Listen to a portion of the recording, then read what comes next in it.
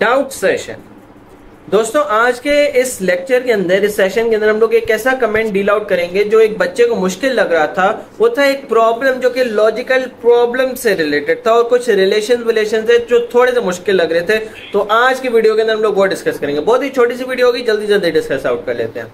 ये उसका कमेंट था कि सर एक रिलेशनशिप भी करवा दे, father mother grand parent children से रिलेटेड। मैं आपको एक क्वेश्चन भी दे देता हूँ। क्वेश्चन ये था, A is the son and B is the mother, C is not married and a girl grandchild of F, D is married, E is the grandmother of A and F is father of D। तो बाकी इससे question दिए हुए थे। बड़ा मुश्किल सवाल लग रहा था मेरे को, लेकिन जब मैंने इसको सॉल्व किया तो ये हलवा था, हलवा। तो भाइयों ये देखो, मैंने यहाँ पर चीजें लिख दी। हम लोग ऐसा ऐसा से इसको डील आउट करने की कोशिश करेंगे। A is the son, A क्या है? सन। मैंने A को लिख दिया। And B is the mother, B किसकी मदर है? A की। ये देखो मैंने B को ऊपर लिख दिया। अब A सन है, उसके ऊपर उसकी मदर यानी B है। उसके बाद वो कहता है C is not married, C married नहीं है। तो बच्चे मैरिड नहीं होते, माँ बाप तो मैरिड होते हैं ना, ग्रैंड पेरेंट्स भी मैरिड होते हैं। तो बच्चे अगर मैरिड नहीं होते तो मैं एक भाई या बहन, C इज नॉट मैरिड, उसका जेंडर नहीं बनाया, भाई या बहन जो भी है उसको मैंने नीचे लिख दिया, A का भाई या बहन बना दिया। उसके बाद and a girl grand child of F. अब उसने सी का जेंडर भी बता दिया। सी क्या है? फीमेल। सी क्या है? बहना। सी क्या है? सिस्टर। तो C is the grand child of F. तो इसके ग्रैंड पेरेंट का क्या नाम है? एफ। ओके, ग्रैंड पेरेंट का पता नहीं है कि मेल है या फीमेल है, आगे चलकर देखते हैं।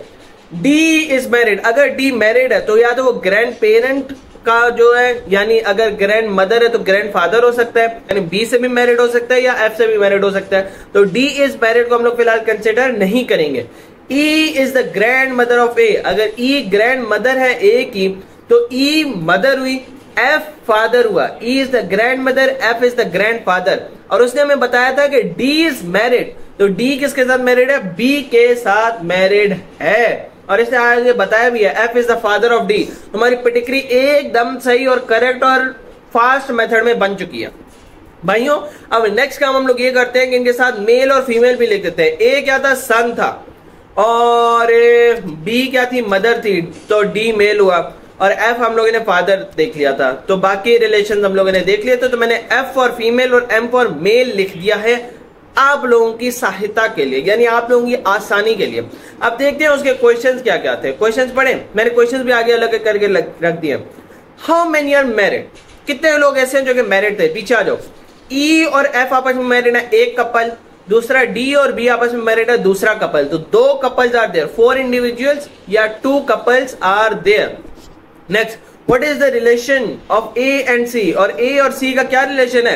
एक मेल एक फीमेल, एक भाई एक बहन, बहना और भाई का रिलेशन है, भाई भाई का रिलेशन है, ये है भाईचारा। ओके, तो A और C आपस में सिबलिंग है, ब्रदर और सिस्टर है, जो आप कह सकते हो। और how many are women? Women कितनी है? 3 वुमेन है भाई। कौन कौन सी? एक F जो कि ग्रैंड मदर है, एक B जो कि मदर है, और एक C जो कि बहना है, सिस्टर है।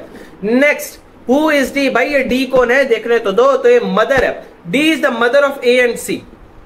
D is the child या हाँ daughter of E या F। और क्या है? F जो है वो फादर है D का।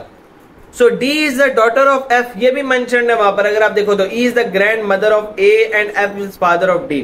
तो F is the father of D या D is the daughter of F।